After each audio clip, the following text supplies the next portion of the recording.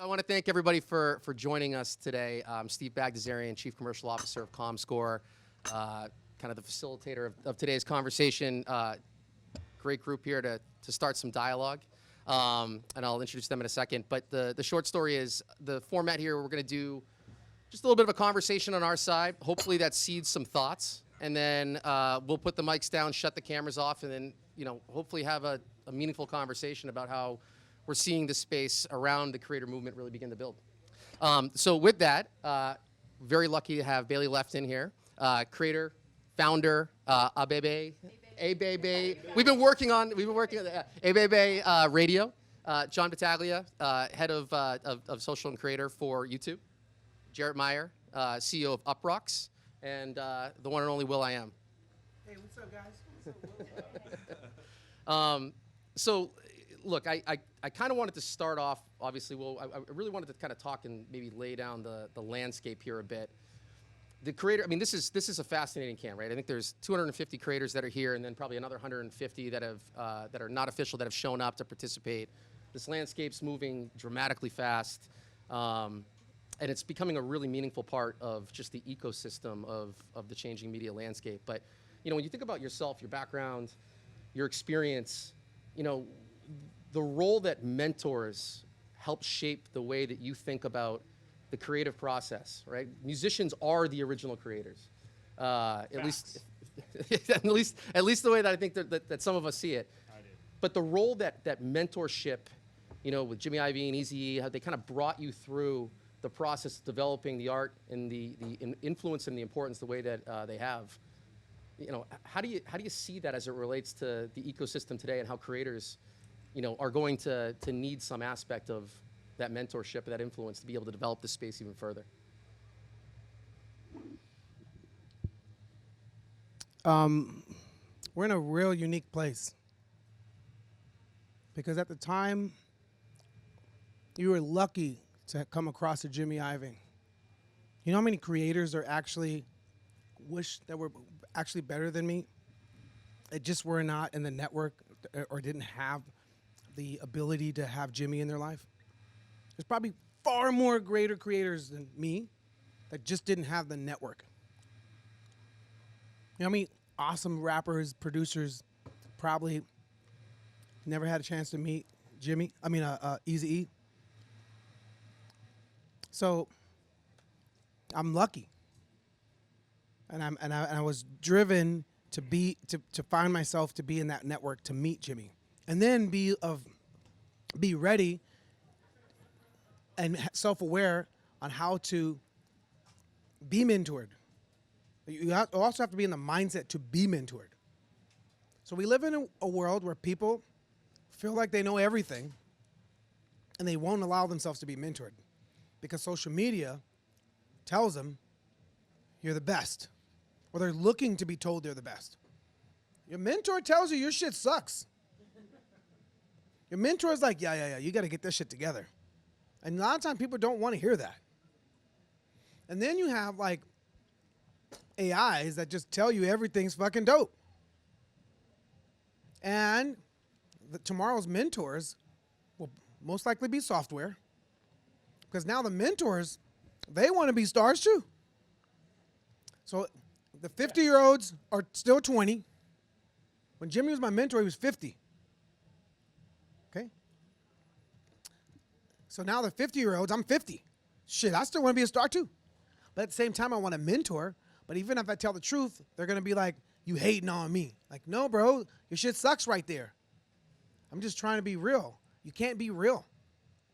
And then the software is just pumping you up, telling you every idea is dope. And it's not. And so we are in a very fragile place. What does it mean to be a mentor? What does it mean to be a mentee? What does it mean to be a creator when the thing that's telling you you're dope is actually creating too and absorbing all your creations? Like, there's a heist happening in the name of mentorship software. Yeah, it's funny. Baylee and I we were talking about this earlier today, actually. And I mean, I think half the conference here is focused on creators and half the conference here is focused on agentic. But there is a reality, right? And I think the way that you talked about the development and the importance as your community looks to you around that authenticity in the age of AI, right? There's a criticality here that in terms of what this means, what this type of media, what this experience means in the consumer journey, essentially. Yeah, I think just having that face that you can trust to kind of filter through the AI because we're just being flooded with AI into the space. And I think having that person, that face you can trust to filter through it is just it's so much more valuable to have to be able to filter through because there's just so much in the space right now. And John, I mean, look, you are the platform, right, that facilitates this. But at the same time, the connection points, the data speaks to the reality that this is, this is not a phenomenon, right? It's a $40 billion market today that is up and to the right in every capacity. But the reality is the creator, the format, the data is all continuing to show this reality of what survives, what doesn't, virality versus not.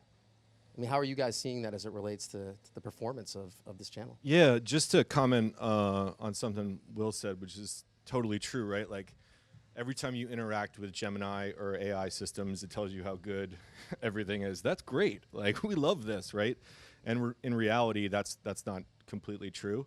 I think for creators, at least on YouTube, how they're using it is to like plan out their shots, plan out ideas, think through things without actually having to spend production dollars on them, which is like a huge advantage. It can help creators move a lot faster, especially as it relates to like editing or remixing. Like, they can use AI and do that super fast. So the amount of content that they can produce is happening really, really quickly. So that's one of the benefits. I don't see it, like when we talk to creators about AI and technology, we don't see them using it to like write scripts yet, right? Because like what they're putting out is pretty generic, and creators are all about authenticity. So I don't think it's there yet, but definitely to use it as like a hack, right? To make things better, more effective, more efficient from a content perspective. I mean, we were just talking about that a little bit ago, right? Drummers didn't like drum machines. Drummers did not appreciate drum machines, right? Look, my favorite music came from talented people being given hardware, an SB1200, drum machine, and making something new out of it. But it's very much a human using that technology. Humans need stuff. The coolest stuff comes when a human uses technology, but humans also need mentorship. I mean, there needs to be support, right? We can't lose the humanity no matter what we're doing, because that's a fresh thing. What I would say is kind of fascinating to me, and I'm sure a lot of people out here have had the same experience, sitting back, maybe like, a kid, it's in your family, graduated from college this year. So what are we all doing? We're watching these commencement speeches. The amount of people that gave commencement speeches that shouted out AI as a savior and then all of a sudden heard the audience boo them. I didn't get booed at my commencement speech. Because you're dope, dude. No. Because it's the how they did it and what they didn't do. If you just say AI and you don't talk about the human first, like no one in the audience, I thought about that. Like when I gave my commencement speech to WPI, it's about the human. What does it mean for communities? How does communities transcend and transform? How do people supercharge? And then when you mention AI from that perspective, it's like, oh, okay, I see what you're saying. If it's just like AI is the new fourth industrial revolution, people are like, wait, what? No, we are. We still are the folks holding the freaking tool. And so I think they didn't boo the AI. They booed the business model that's caged in the word AI. Yeah, I mean, I think they booed how it's being sold to them with no empathy. Yeah. I love drummers. I love Art Blakey, who made, he's like, well, I'm the drummer in the group, but this is the Art Blakey group. That being said, I love drum machines, right? I think, I don't know if I would love all the Prince records the way I do if he wasn't using a drum machine. So it's about using the tools. It wasn't about like bringing a tool into existence to say like, this now exists to take away your job, or also to make when they made drum machines, no one was telling anybody this is going to be $1 trillion industry. This idea that it's we're deciding your future because we have so much money invested in it. It doesn't feel good to young people. It just doesn't feel creative. It doesn't feel authentic. And, you know, I tap it back to Baylee because, you know, you are a young creator. Does that feel nice to you? When like AI is When someone said like, well, this is the future. Don't worry about it. We've already put $1 trillion into it, right? Like you have no choice. Yeah, no, definitely not. I just think really what we want genuine connection with people, and I think when it's just thrown into just having it be AI, when it's like I understand like using AI as a tool to help you better your like workload, but it's when it's like you're just using it to completely take over what you're doing, but it's really that authenticity that people really need. So just to tie it together, though, what I would like to see, and I don't know if AI can do this, you know, Will's experience, or maybe like, you know, we all just lost Clive Davis, so let's acknowledge that for a second right now. And what that means, we talk about creators and creativity, but there used to be a world where someone like Clive Davis would build a relationship with the creator and help them. He would challenge them. He would fund them. He would tell them their music's not ready to come out, or if it was ready to come out, he would go all in with them. This idea of creator and executive and mentor, like, are we going to have that moving forward in the world of creator TV, in the world of creator economy? Yep. Will we need that? No, we will. How will we? Okay, so the industries that you're looking at are not that we come from, unfortunately, most likely won't be the industries that foster tomorrow's creatives. Just like if this was the 1800s, the record industry was not around to foster creatives in the 1800s. And as time changed and technology became prevalent to where we have a music industry, that music industry birthed us. There's a new industry we're seeing it emerge right now. Google is an amazing industry. We just don't know how to use Google. Google is the research lab. They're the reach. They are YouTube. There are search. They're the information. There are device makers. Google, low-key, is more of what the record industry was for us than what we think they are. I agree. Google. You want to know what's next? Hang out at Google. You want to be up on the next? Collaborate with Google. You want to get the best out of the content you make to get reach? Understand Google. Google, Google, Google, Google, Google. We didn't pay him $1 for that either. I was gonna say that's John's very happy. We didn't talk about that earlier. No, I'm just saying. So, and the same goes for OpenAI. They make the tools. They're the new tool maker. They're the new drum machine maker. So to say like, how do you feel about that? The youth and we've spent $1 trillion on AI would be the same thing like if I wanted to be a drummer and then New York public schools cut music education. I could never be an Art Blakey. But then Roland comes in and be like, we just spent $100 million in developing this drum machine, and I started making music punching pads and no longer swinging sticks.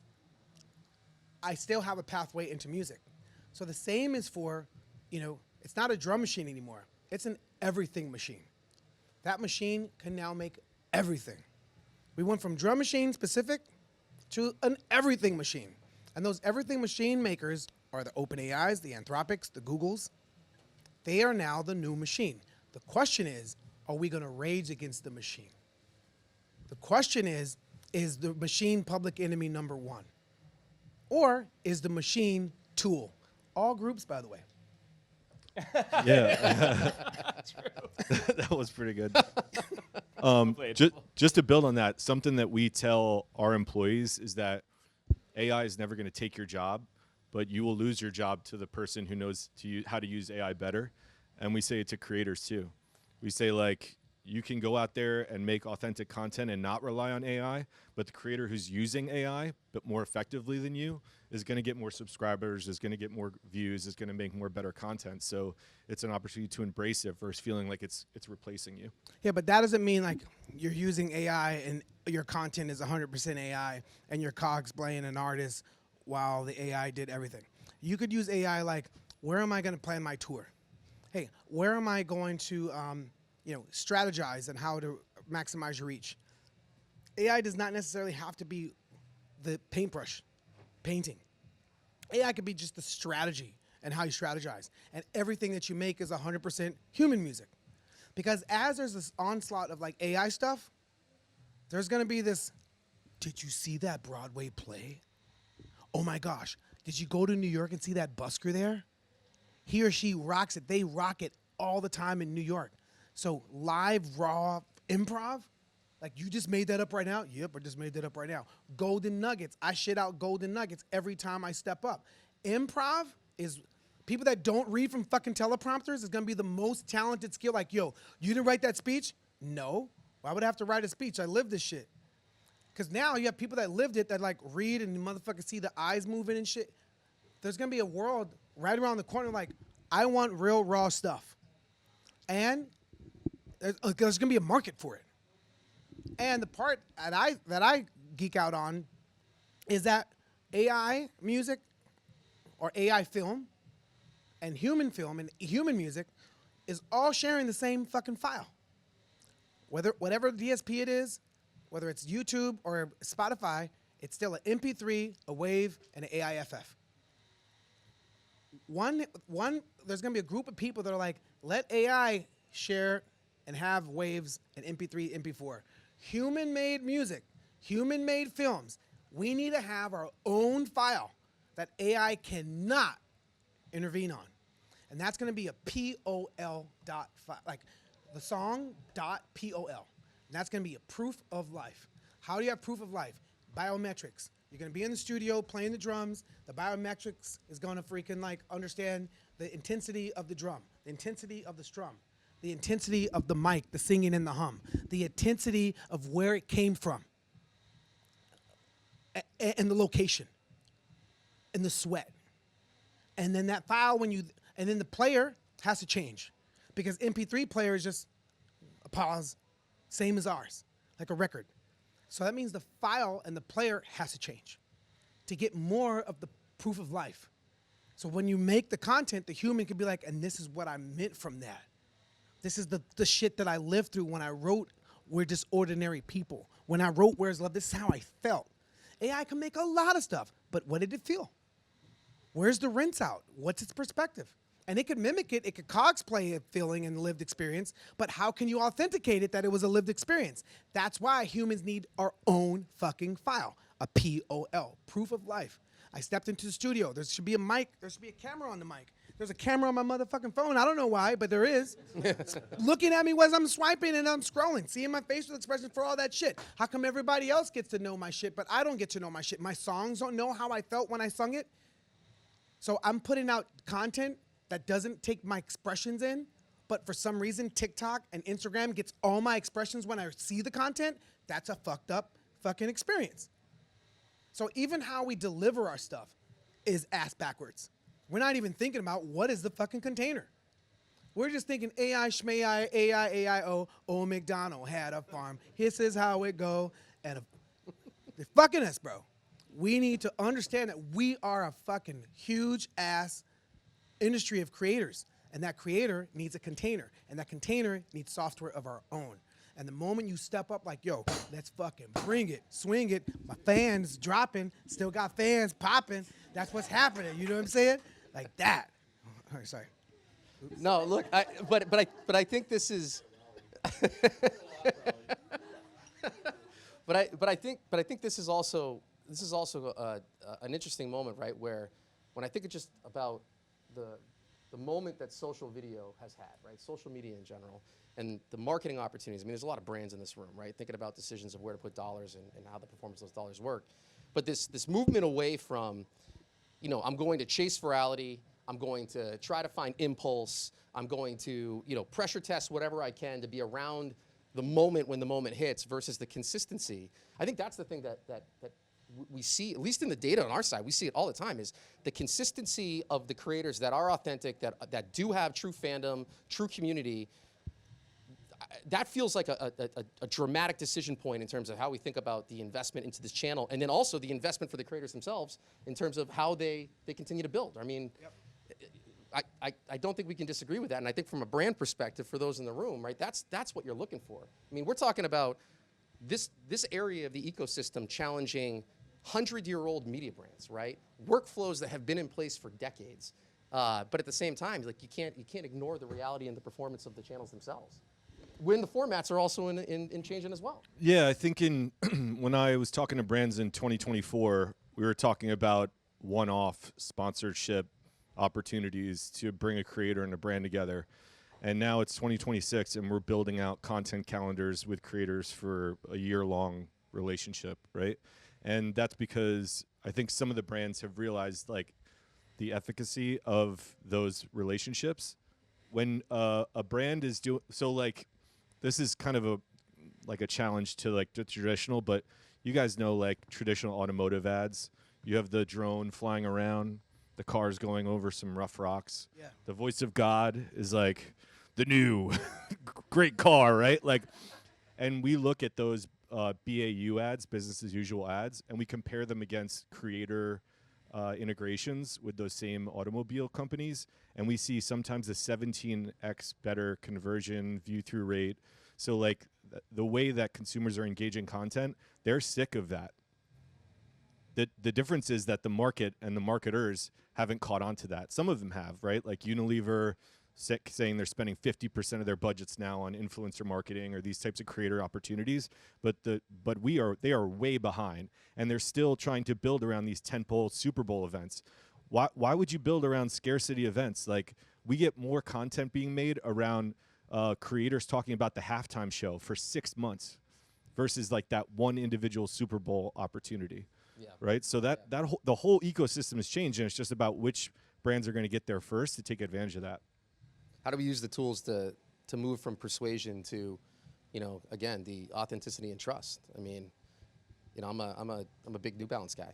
I think there's a lot of great people out there that, do a lot of good advertising in around New Balance. But I know Jack Harlow has a New Balance contract. I know Cooper Flagg has a New Balance contract, right? So, are we moving? Are we at the point now that we've moved from media that is about persuading you, or is it about I trust you, so therefore I'm going to take a leap here?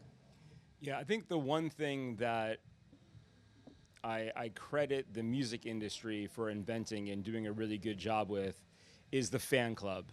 Because the fan club does so much. It's a proof point, it's a community, it's a culture.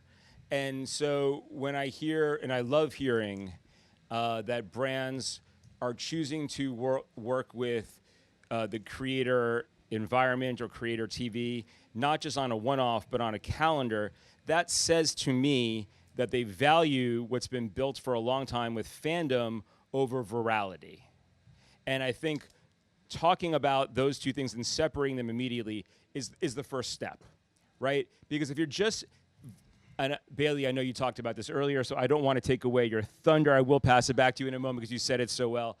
Virality is cool. We all want it. You like a little virality, right? I never. You never chased it. Germs could go viral. I don't like the word. Well said. But you love your fans and your fan base. And that's why you've been doing this for so long, and that's why you're leaving us tonight to go play a massive concert with Black Eyed Peas. What I did in the music industry with my acts, what Jimmy did with Will, what Clive Davis did with so many fantastic acts, is say to them, when you go in the studio, when you go to create a piece of content, whether it's a song or a video, like, don't chase the viral thing. Even if our own staff is telling you to do that, even if they're telling you, oh, we need a radio hit or we need something that's going to work in the algorithm, because in the long run, your true value is the community that you're building and the trust and your voice. And if you have good mentorship, what you actually do is protect creators from leaning too heavily into virality and more into building true fandom, because fandom should be Right. what people are actually looking to purchase. That's my POV. And I have a point on virality. I think it is interesting because people are always trying to chase getting that viral. But the thing is, when you have those consistent, like, people that are engaging with your content consistently, they are always there. You want the people that are consistently there. Because when you're just getting the viral post, you might not be getting the actual community that is, like, wanting to see your content. But if you have those consistent engagement, those people coming back, that's the people that trust your taste, and that's the people that are actually going to go after what you're talking about in those videos. So I don't think it's about chasing those viral moments. I like baton moments. A virus, like I said, just going back on that. Anything can go viral. A cure, a disease can go viral. So I don't like playing in that field. Batons are like, you have to want to grab it and run to the nearest person as fast as you can to give it to the next person to do that. That is a motivating action item, next step. If somebody passes you something, like, nah, I don't want to do it. If somebody passes you something that motivates you to go do the same thing, that's a different thing. You've elected to do something. A viral is just, it understands you. Somebody hacked into your data, understands what moves you, and moved you. That's somebody invaded you with that virality. And if artists did that and they happen to go viral, that's one thing in social media. We are now in a world where agents are making content, and now humans are going to compete with the system that knows the system. While we guess, it's going to be accurate. It knows the agent itself is the point of sale. The agent itself is the content maker. The agent itself is the software. It can duplicate itself. It knows what it needs to do 5 months from now. It knows that it's in the comments. It's in the cookies as you drove and got GPS, and GPS took you to a location that has a billboard that reinforces what happened in the comments and the DMs. You don't understand what you're actually fucking with. So humans need to be more batonable, more intentional, to create movements for communities, to uplift communities. That's a baton. We cannot compete in the virality game. The machine just knows too much. The machine is just too capable. Humans need to do shit for humans now, not for the fucking machine. Yeah. Will, if Comscore or Sports Beach are responsible for you being late to thousands of fans this evening. Oh no, we don't go on till like late. It's okay. So here's the most frustrating thing ever. My frustrating thing is they rush you to a thing, and then you get in a groove, then they rush you out. Like, might as well not have come. Because you don't ever really get to engage. Because now I don't like to be treated like a bot. We turn on and turn off. Like, we're having a human moment. Yeah. So to strip a human away from a human moment, to me, is like, well, what was the point of even coming then? When I know what time I go on stage, and that's not till late at night. So to go to another thing, well, when we rush out of another thing to come to this thing, and this thing is I'm partnered with, me and this dude's partners. So I need to spend as much time with my partner to go rush to a place where I'm not partnered with him. There you go. All right. I get behind that. But I say that about AI. No complaints, guys. I say AI. And then Sorry, the rest of Black Eyed Peas. So I say that about AI because, that is our business model at FYI.ai, is to empower people with their data, to build agents that are mindful of, like, when a human builds an agent, it's like ethical. And our whole premise is to deploy technology, especially what we're doing at ASU. So I'm a professor at Arizona State University. I teach a course called The Agentic Self. The whole premise of the course is for humans to build agents. We provide them with a book of problems. On Unit 2, They identify a problem that they're passionate about.